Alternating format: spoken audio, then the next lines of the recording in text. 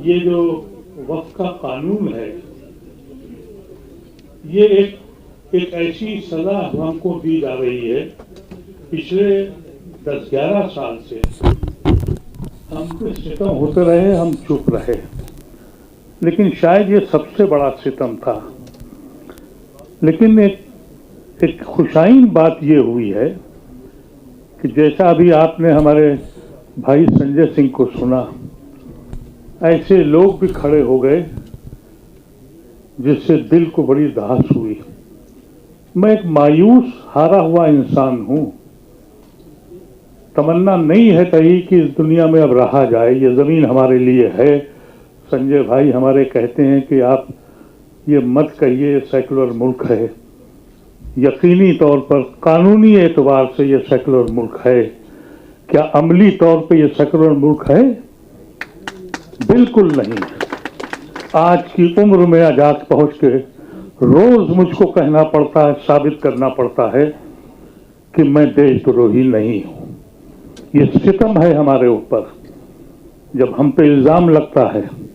आपने जिक्र किया कि यहाँ 2 कानून है। अली मेरे बहुत अजीज दोस्त राजा सुलेमान का बेटा है, उसको क्या सजा दी गई और क्या सजा उसको दी गई जिसके लिए आपने जिक्र किया। यहाँ बहुत सी बातें हुई, लेकिन मैं 2-3 बातें आपसे कहना चाहता हूँ।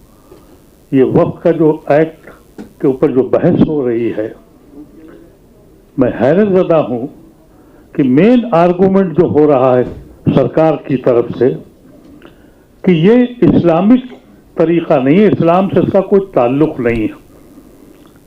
आज हम आपको बता दें ये वक्त कहाँ से आया है। उन हजरात से जिनको औकाफ के बारे में मालूम नहीं है। कुरान की जब एक आयत नाजिल हुई कि तुमने जो अच्छे काम किए हैं उसके सवाब तुमको मिलते रहेंगे, तो सहाबी एक थे, वो रसूलुल्लाह सल्लल्लाहु अलैहि वसल्लम के पास गए। उनका जब इंसान मर जाता है तो उसके गुनाह और उसकी अच्छाइयाँ सब खत्म हो जाती हैं।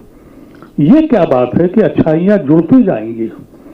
उनका तुम अगर कोई ऐसे कार्य खैर करते हो और कोई इंसानियत को भला करने के लिए कुछ करते हो तो तुम्हारी बुराइयां तो खत्म हो चुकी हैं, तुम इस दुनिया से जा चुके हो, लेकिन उसका सवाब तुमको मिलता रहेगा जब तक कयामत में हिसाब नहीं होगा।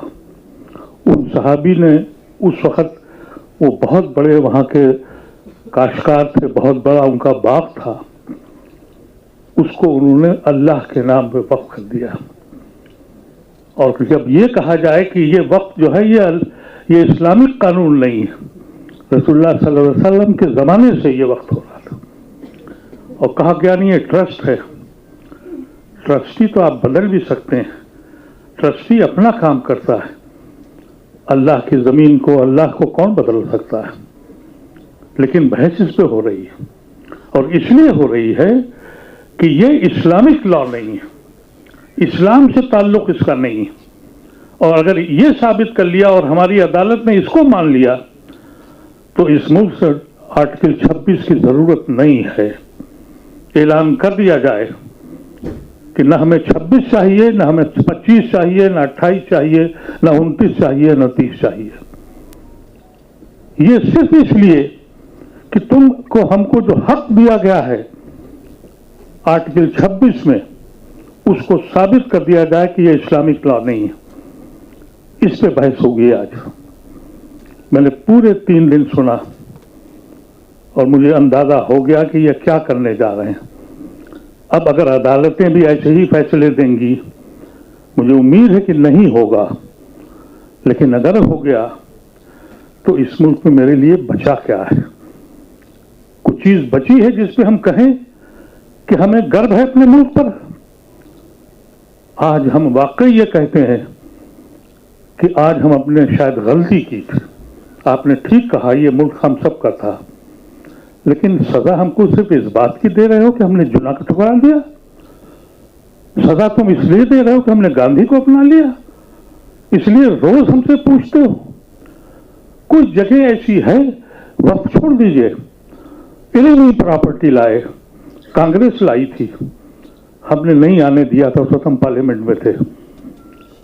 ये पार्टी जैसी आई उसने कहा एनिमी प्रॉपर्टी ले आई। एनिमी प्रॉपर्टी का मतलब ये है कि अगर कोई शख्स पाकिस्तान चला गया और उसका भाई जिना को ठुकरा कर नेहरू के पास आ गया है, उसकी प्रॉपर्टी भी छीन ली जाएगी।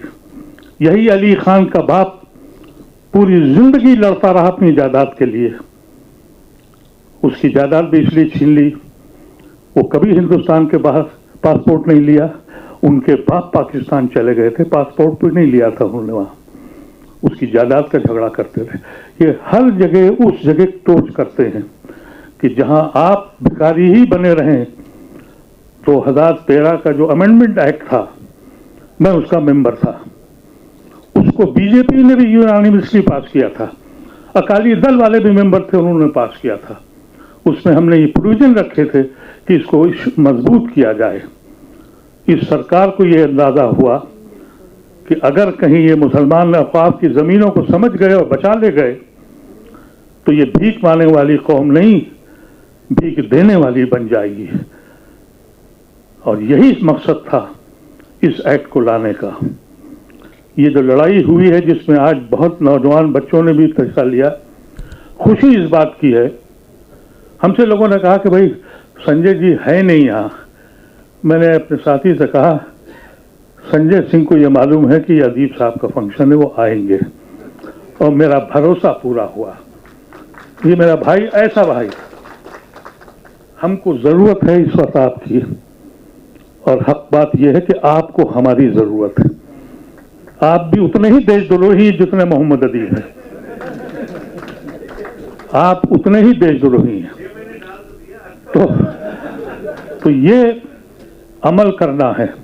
अगर फर्ज कीजिए ये एक्ट अगर इससे नहीं मिलता है, हमारे भाई जावेद ने कहा इलाहाबाद बिहार में हमको अपनी कुव्वत दिखानी है। हम लोगों ने यह फैसला किया है, हमारी दोनों ऑर्गेनाइजेशन ने, हम महीनों महीनों वहां लगाएंगे, घर घर जाएंगे। आप जितने हजरात हैं अमल करिएगा, सिर्फ घर में बैठ के मातम मत करिए, बोलना सीखिए। मेरी सेहत को देखिए, मेरी उम्र को देखिए। 3 मुकदमे मेरे ऊपर चल रहे हैं और 3 मुकदमे 2 तो वापस हो गए हैं, एक अभी भी है। इसलिए कि तय कर लिया है कि अगर मेरी जिंदगी की आखिरी सांसें तिहाड़ जेल में गुजरनी है तो गुजारूंगा। ये फैसला आपको करना पड़ेगा और सिर्फ बैठ के नहीं बैठना पड़ेगा।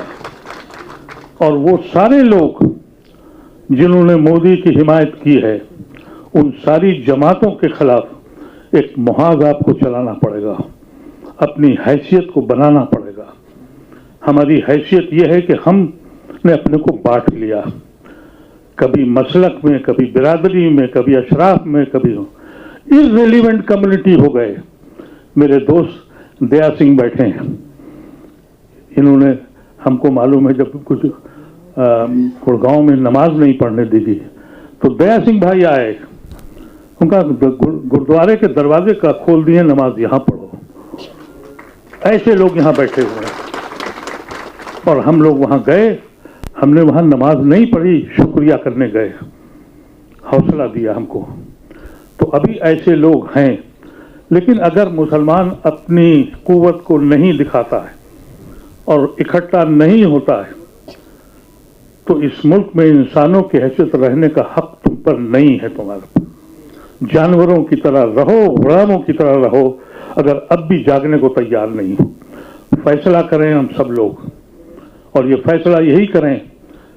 ये मत समझिए कि हम पर्सनल लॉ बोर्ड के खिलाफ हैं या हम उनके साथ हैं। मैं खुद पर्सनल लॉ बोर्ड का मेंबर हूं, मलिक साहब पर्सनल लॉ बोर्ड के मेंबर हैं। हम एक मुत्तहिद हैं। हमारा यह कहना था कि हमको अपने हिंदू भाइयों को, नॉन मुस्लिम भाइयों को वक्फ के बारे में बताना है। मैं जिस सोसाइटी में रहता हूं अच्छे लोग हैं वहां, और जब मैंने उनसे बात करी, मैं अकेला मुस्लिम हूं उसका, जब उनसे बात करी तो उनको वक्फ के बारे में मालूम ही नहीं था। अच्छे लोग हैं। उनका भाई आप लोग तो जिस जमीन पर कब्जा करते हैं वो हो जाता है। जब उनको पूरा समझाया, उनका ये तो सितम है। तो हम लोग ये समझते हैं कि ये जो शुरुआत हम लोग कर रहे हैं, ये कहा गया कि हम लोग दिल्ली में कर रहे हैं, ऐसा नहीं है, हर जगह जा रहे हैं। और मेरा एक ख्वाहिश है मेरी, मैं अपने सारे लीडरों से, अशोक भाई से और सबसे मैं चाहता हूं, मैं लखनऊ जाना चाहता हूं, मैं योगी को बताना चाहता हूं कि हम तुमसे डरे नहीं हैं। और लखनऊ में हम हिंदुस्तान के हर दानिश्वर को ले जाना चाहते हैं। उसकी औकात क्या है? जो आदमी अपनी एफआईआर के ऊपर पार्लियामेंट में रोते गए, वो हमको चैलेंज कर रहा है। और हमारे मुसलमान खौफ से कह रहे हैं, अदीब साहब यहां मत आइएगा।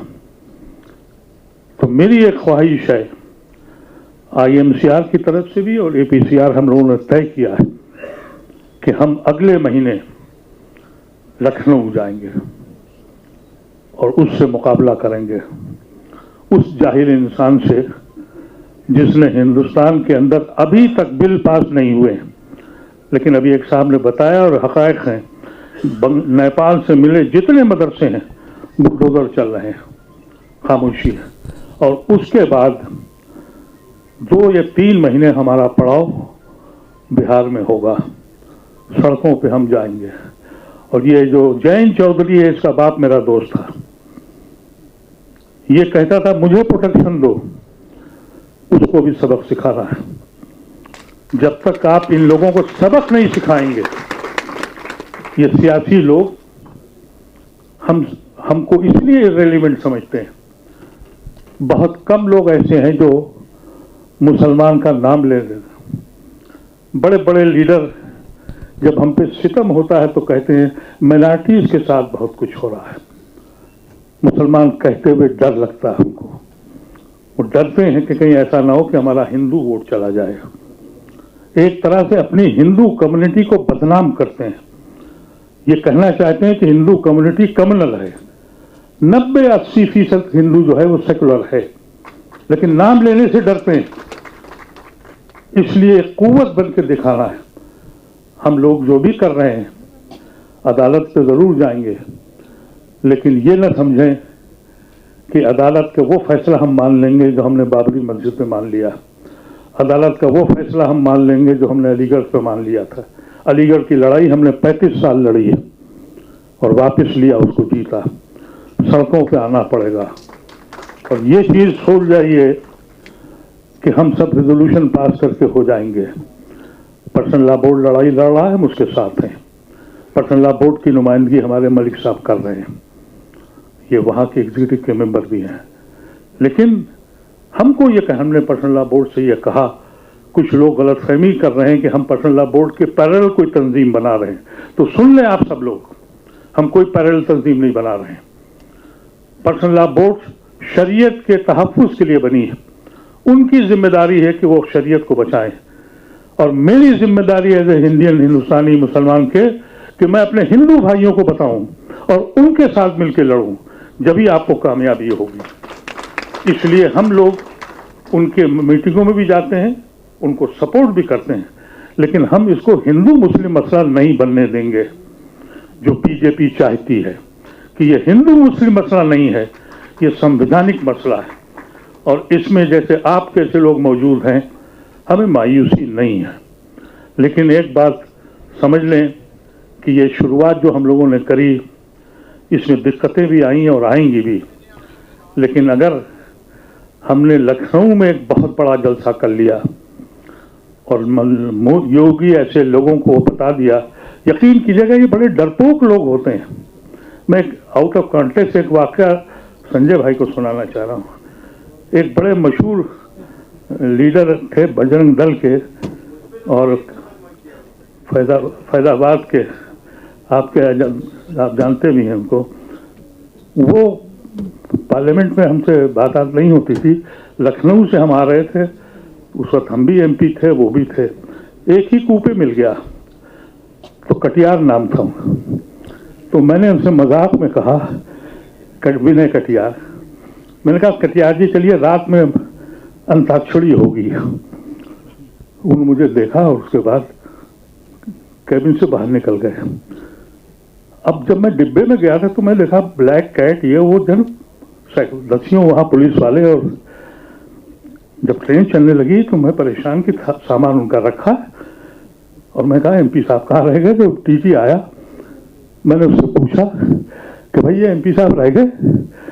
तो उसने दरवाज़ा बंद करके कहा कि विनय कटियार ये कह रहे हैं कि मैं इनके साथ रात में नहीं रहूंगा।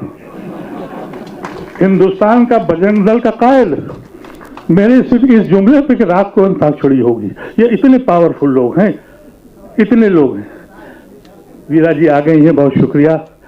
ये हमारी मेंबर ऑफ पार्लियामेंट है मुरादाबाद से, और मेरे कहने पे पहुंच गई हैं। और इस वक्त मैं कंक्लूड कर रहा था, लेकिन मैं अपनी बात ख़त्म कर रहा हूं, और सिर्फ ये कहना चाहता हूं कि आप हम लोगों को के साथ रहेंगी। आपकी पार्टी रही है, हर पार्टी रही है, और हम इसीलिए चाहते थे कि आप भी तशरीफ लाएं, और ख़ासतौर से ख़वातीन का आना ज़रूरी है। ये जो हमारा प्रोग्राम हुआ है, ये सिर्फ ये इसलिए है कि हम अपने भाइयों को बताना चाहते हैं कि ये शुरुआत है, इसको ख़त्म मत समझिएगा। ये न समझिएगा कि ये सिर्फ इसलिए किया गया है कि 150 लोग बैठ जाएं और बात कर लें। ये शुरुआत है उस वक्त तक जब तक कि इस जालिम हुकूमत को हटाया नहीं जाता, और इस जालिम हुकूमत को हटाने के लिए हमको एकजुट होना पड़ेगा। बहुत बहुत शुक्रिया।